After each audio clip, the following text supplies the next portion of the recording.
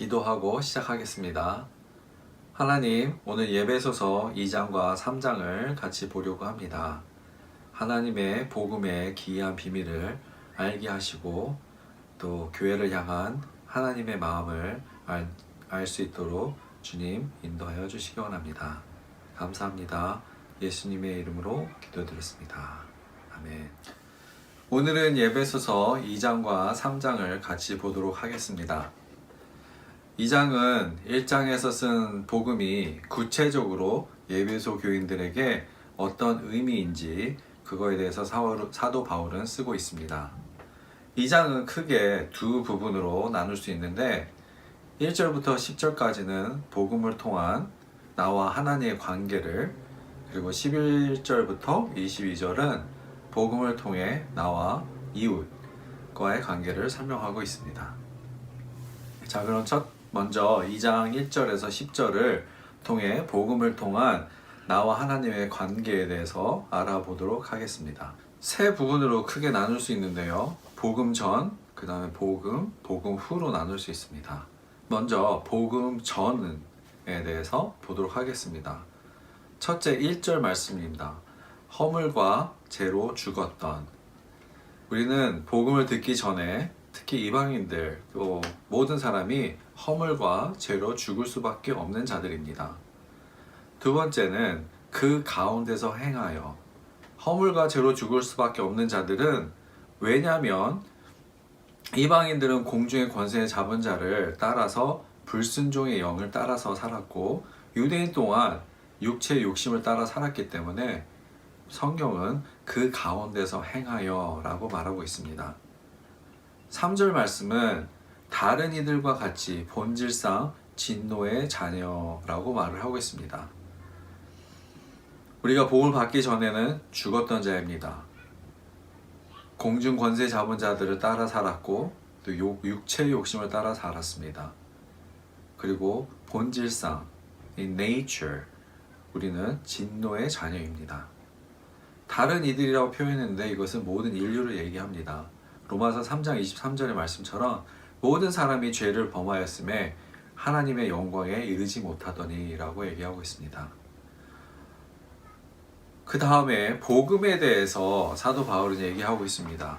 4절에서 5절 말씀인데요. 그 말씀은 긍휼이 풍성하신 하나님이 우리를 사랑하신 그 큰 사랑으로 인하여 허물로 죽은 우리를 그리스도와 함께 살리셨고 라고 말하고 있습니다. 이것이 바로 복음입니다. 많은 경우 복음은 예수 그리스도가 십자가의 죽음을 얘기하지만 진짜 복음은 하나님의 사랑과 하나님의 긍휼입니다. 하나님의 사랑과 하나님의 긍휼이 예수님의 십자가의 죽음으로 표현되는 것입니다. 우리가 죽었고 우리가 죄 가운데 거하고 우리가 진노의 자녀였지만 하나님의 사랑은 그것을 다 커버하고 넘을 그런 사랑입니다. 이것이 바로 복음입니다. 요한복음 3장 16절도 하나님이 세상을 이처럼 사랑하사. 하나님은 사랑이십니다. 로마서 5장 8절도 우리가 아직 죄인 되었을 때 그리스도께서 우리를 위하여 죽으심으로 하나님께서 우리에 대한 자기의 사랑을 확증하셨느니라 말씀하셨습니다. 복음은 하나님의 사랑입니다. 우리의 모든 죄를 덮고도 넘쳐나는 그런 하나님의 사랑입니다. 8절에 보면 은혜에 의하여 믿음으로 말미암아 구원을 받았다고 말하고 있습니다. 특별히 사도 바울은 이 말씀 가운데 구원에 관해서, 복음에 관해서는 인간으로서 할 수 있는 것이 하나도 없고 이 모든 것이 온전한 하나님의 은혜요 사랑이라고 말을 하고 있습니다. 죽을 수밖에 없었던, 또 공중의 권세 잡은 자들을 따르건 육신의 욕심을 따라 살던 이 진노의 자녀가 하나님의 사랑과 은혜에 의해서 구원을 받습니다. 그것이 복음이고 이것은 우리의 믿음으로 액세스를 합니다. 이 복음을 받아들인 우리는 신분의 변화가 일어납니다. 이것이 복음 후에 대한 내용입니다. 5절 보겠습니다. 허물과 1절에 허물과 죄로 죽었던이라고 말했던 1절 말씀이 5절에는 그리스도와 함께 살리셨고 우리는 그리스도와 함께 살았습니다. 복음 후 우리는 살은 자입니다. 새로운 생명으로 살은 자입니다. 복음 전에는 공중의 권세 잡은 자를 따르고 육체 욕심을 따라서 2절에 보면 그 가운데서 행하여 2장 10절에 보면 그 가운데서 행하여라고 똑같이 표현하는데 이제는 그리스도 예수 안에서 선한 일을 위하여 지으심을 받은 자라고 얘기하고 있습니다.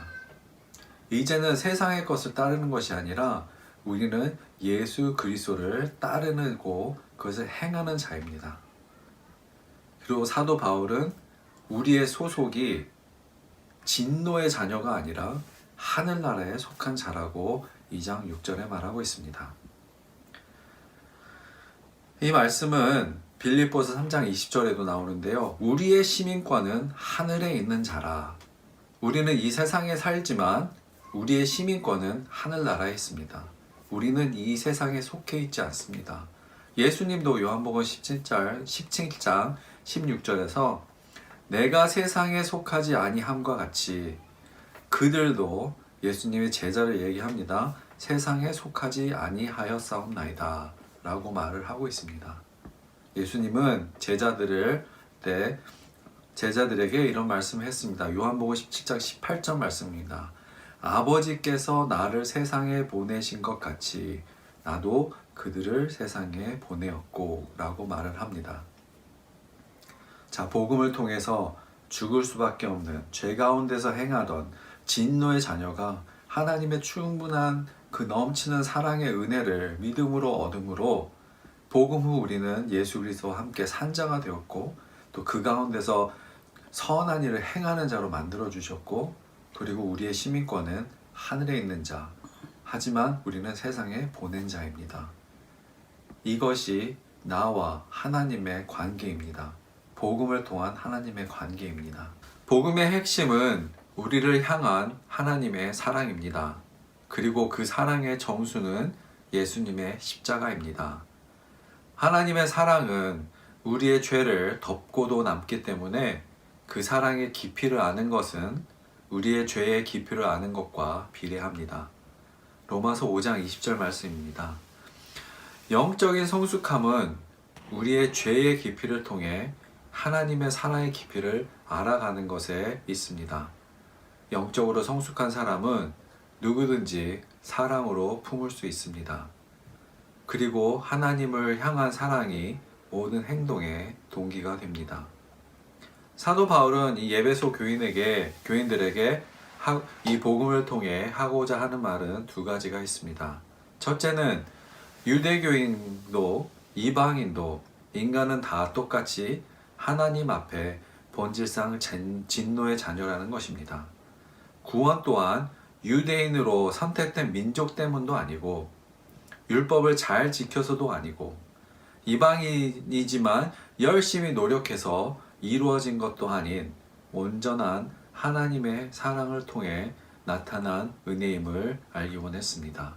그리고 이 복음의 은혜에 합당한 자로 사도 바울은 에베소 교회 교인들이 살기를 원했을 것입니다.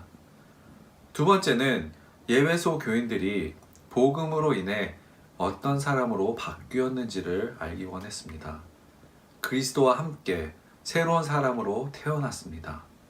유대교인도 이방인도 모두 하나로 하늘에 속한 자로 선한 일을 위하여 지으심을 받은 자로 새로 태어났습니다. 사도 바울은 그 새로 태어난 자로 그에 합당한 삶을 살아가기를 원했을 것입니다.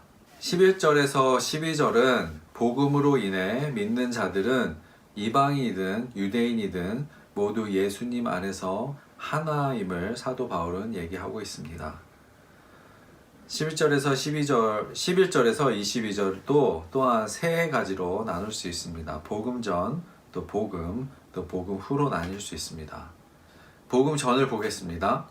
11절과 12절은 이방인들은 그 언약과 율법 밖에 있었던 소망이 없던 사람이라고 말을 하고 있습니다. 유대인과 이방인을 가르는 것이 있었는데요. 첫째는 아브라함의 약속입니다. 할례를 통하여 아브라함의 자손임을 유대인들은 자랑스러워했습니다. 그것은 하나님의 약속의 언약의 자녀의 표시였기 때문입니다. 또 한 가지 유대인과 이방인을 가르는 것은 모세를 통해 하나님이 주신 율법입니다. 이 율법과 이 할례 때문에 유대인들은 자신들이 선택된 민족이고 우월하다고 생각했고 또 이방인을 무시하는 이유 중에 하나였습니다. 이게 이방인들의 복음 전의 모습입니다. 복음은 13절에서 15절에서 예수님은 십자가를 통해서 이방인과 유대인들을 가르던 담을 허무셨다고 말하고 있습니다. 이방인들도 영적으로 아브라함의 자녀로 언약 안에 부으셨다고 13절에 말하고 있습니다. 그리고 15절에 그리고 예수님께서 율법을 폐하셨다고 말하고 있습니다. 이 15절의 말씀은 골로새서 2장 14절에 더 자세히 나와 있는데요. 골로새서 2장 14절은 우리를 거스르고 불리하게 하는 법조문으로 쓴 증서를 지우시고 제하여 버리사 십자가에 못 박으시고 라고 하셨습니다. 15절에 십자가로 이방인과 유대인들을 한 몸으로 하나님과 화목하게 하셨다고 하셨습니다. 예수님의 십자가의 죽음은 이 복음은 단지 우리와 하나님의 관계만의 회복이 아닌 우리와 이웃과 하나님의 자녀된 모든 사람들 간의 관계의 회복에 있습니다. 예수님은 그것을 위해 죽으셨습니다. 그렇다면 이 복음의 이후의 모습은 어떤 것일까요? 15절에 예수 안에서 한 세 사람을 지어 화평하게 하시고 이제는 이방인도 유대인도 아닙니다. 성경은 한 세 사람을 지어 새로 태어난 또 새로운 사람을 얘기하고 있습니다. 18절에 이는 그로 말미암아 우리 둘이 한 성령 안에서 아버지께 나아감을 얻게 하려 하심이니라. 예전에는 유대인만이 유일하게 하나님의 액세스가 있었다고 믿었지만 예수님이 죽음으로 유대인도 이방인도 새로운 생명으로 하나님 앞에 온전히 같이 한 성령 안에서 나아갈 수 있다는 말입니다. 19절 믿는 자들 모두는 오직 성도들과 동일한 시민이요 하나님의 권속이라. 여기서 권속은 영어로 household of God, 즉 하나님의 가족이라는 것입니다. 구원받은 모든 자는 하나님의 가족입니다. 한 성령 안에서 부름받은 하나님의 가족이고 또 그 성령으로 하나님 앞에 나아가는 자들입니다. 복음은 하나님과 인간과의 관계 회복이고 또한 인간 간의 관계 회복입니다. 사도 바울이 이 복음을 통해 에베소 교인들에게 하고자 하는 말은 무엇이었을까요? 그것은 유대인도 이방인도 모두 복음 안에서는 하나라는 것입니다. 20절에서 22절 사도 바울은 복음을 통해 유대인이든 이방인이든 모두가 복음으로 하나님의 가족된 관계를 성전 건물에 비교합니다. 파운데이션, 이것은 사도들과 선지자를 통한 복음을 말하고 있습니다. 모퉁이 돌은 예수님입니다. 모퉁이 돌은 기둥돌입니다. 모든 건물의 핵심이고 바치는 돌입니다. 또 이 건물들의 모든 부품들은 모든 부속들은 성도들이라고 합니다.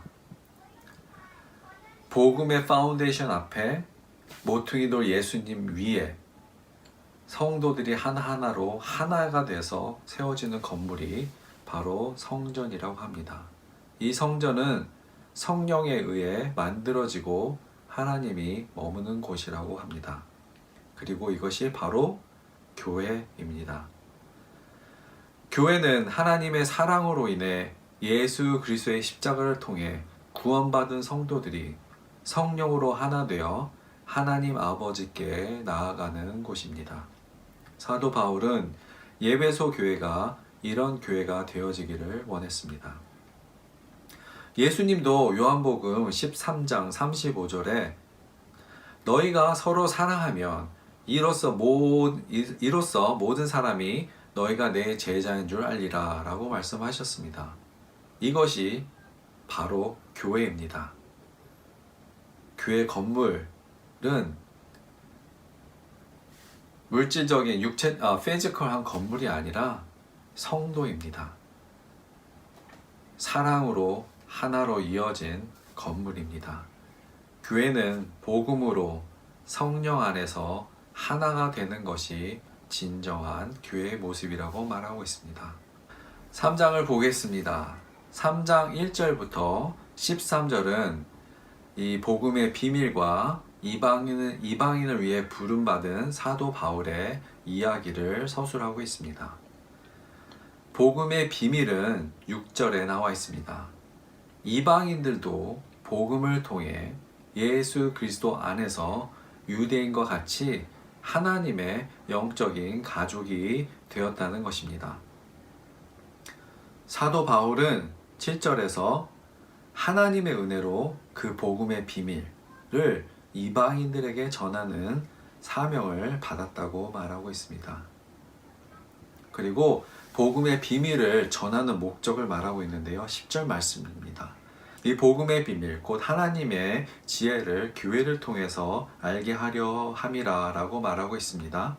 이것은 보이는 세상뿐만 아닌 보이지 않는 영적인 영역을 포함한 것입니다. 하나님은 자신을 드러내기 위해 곧 하나님의 각종 지혜인 이 복음의 비밀을 드러내기 위해 교회를 선택하셨습니다. 교회는 보이는 세상뿐만 아니라 보이지 않는 영적인 영역에서 또한 능력을 나타낼 수 있습니다.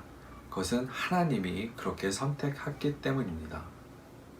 교회가 복음대로 살아내고 그것을 전파할 때 보이는 세상과 보이지 않는 영적인 세상에 하나님을 드러낼 수 있는 능력이 됩니다.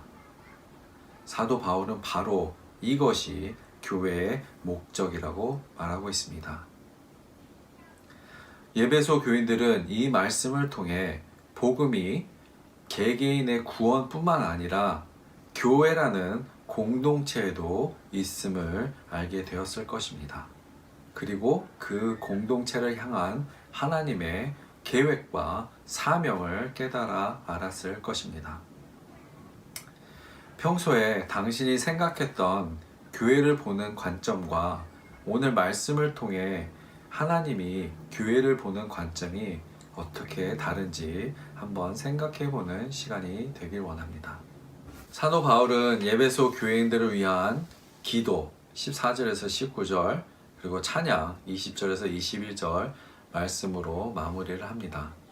기도는 크게 두 가지로 나눌 수 있는데요. 사도 바울은 고린도 교회가 성령으로 또 믿음으로 속 사람이 강건해지기를 원했습니다.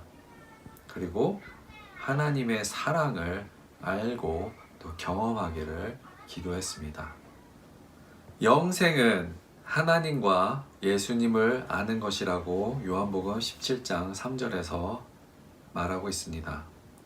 아는 만큼, 경험하는 만큼 여러분 삶 속에서 영생을 누릴 것입니다. 2000년 전에 쓰여진 에베소 교회를 향한 사도 바울의 기도가 오늘 현대를 살아가고 있는 여러분을 향한 기도가 되기를 간절히 원합니다. 하나님, 이 귀한 복음을 저의 노력이 아닌 하나님의 사랑과 은혜로 주심을 감사합니다. 이 복음이 비단 하나님과 우리의 관계 회복뿐만 아니라 하나님 원하시는 것은 이 믿는 자들 간의 하나됨이요 한 성령 안에서 하나로 새 사람으로 하나님 앞에 나아가는 것이라는 것을 알게 되었습니다. 또한 하나님은 이 교회를 통해서 하나님의 복음의 비밀이 드러나기를 원하셨다는 것을 알게 되었습니다. 그리고 그 무엇보다도 우리의 신앙의 삶은 하나님을 아는 것에, 그 복음의 깊이를 아는 것에, 그 복음의 하나님의 사랑을 아는 것에 있음을 알게 되었습니다. 하나님, 오늘 이 배운 말씀을 통해서 하나님의 복음의 그 깊이와 하나님의 사랑의 깊이를 더욱 알아가는 저희들이 되게 도와주시고, 그로 인해 저의 삶이 영생을 누리는 삶이 될 수 있도록 주님 인도하여 주시옵소서. 감사합니다. 예수님의 이름으로 기도했습니다.